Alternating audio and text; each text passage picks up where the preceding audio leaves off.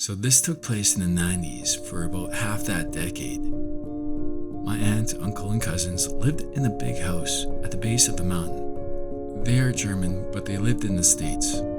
Their house was beautiful. After living there a year or so, they started experiencing small belongings going missing and then reappearing, and furniture in their living room being rearranged while they slept, so they would wake up and be surprised.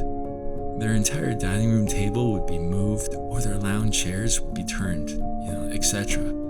They more or less found this amusing and didn't fear the possibility of this being paranormal. Soon after this, they started seeing little people dressed as garden gnomes.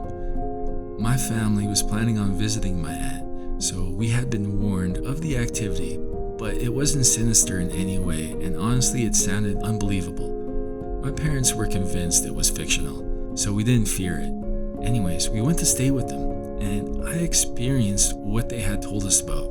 3 times I saw a small gnome run around a corner into the kitchen ahead of me.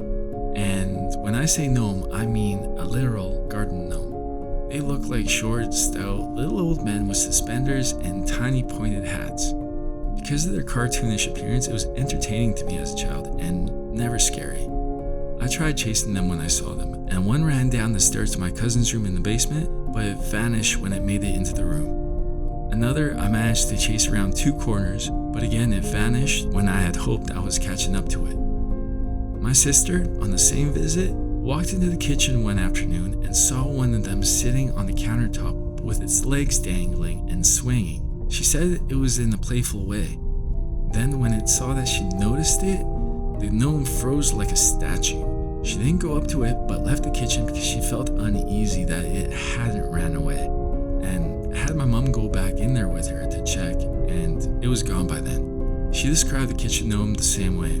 He was dressed cartoonishly in suspenders with tiny black boots on his feet, a white beard, and a pointed green hat. Before we left, we all went swimming in the pool out back. There was a large pile of boulders in their yard, and a few times, all of us kids saw one of the gnomes peek out from behind the boulder as if they were spying on us, but did not want to be seen. We'd splashed water in their direction, and they seemed to go away. That's all the sightings I can recall, but my aunt and cousins saw them many more times over the course of living there. These gnomes were seen by children and adults alike, and they are always described in the way I saw, looking like garden gnomes with little outfits. They all seemed to be male because they had beards. They didn't give off any evil vibes, and they were about a foot tall. I guess there's no way to prove that they were the ones moving my aunt's furniture around as well, but she just assumed it was the way that they like to play, and she seemed pretty confident that the gnomes and moving furniture were related. I also don't know where they vanished to when I chased them. They simply disappeared behind corners or furniture if anyone pursued them. No one ever caught one, and this was way before cell phones, so there weren't any caught on camera either. I don't know why they were garden gnomes, but I've always wondered if it was connected to my aunt's heritage.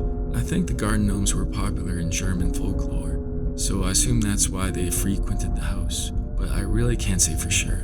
They didn't seem to make any sounds or talk, just movement. When my aunt moved houses, the gnomes were never seen again, so it seems like they were attached to the property in some way. My aunt always described them as being curious and playful and simply wanting us to know that they were there. I should also mention that my aunt did not have a gnome decor on her lawn, so it's not like that came to life. Has anyone had experience with something like this? It's beyond bizarre. It's 3 a.m.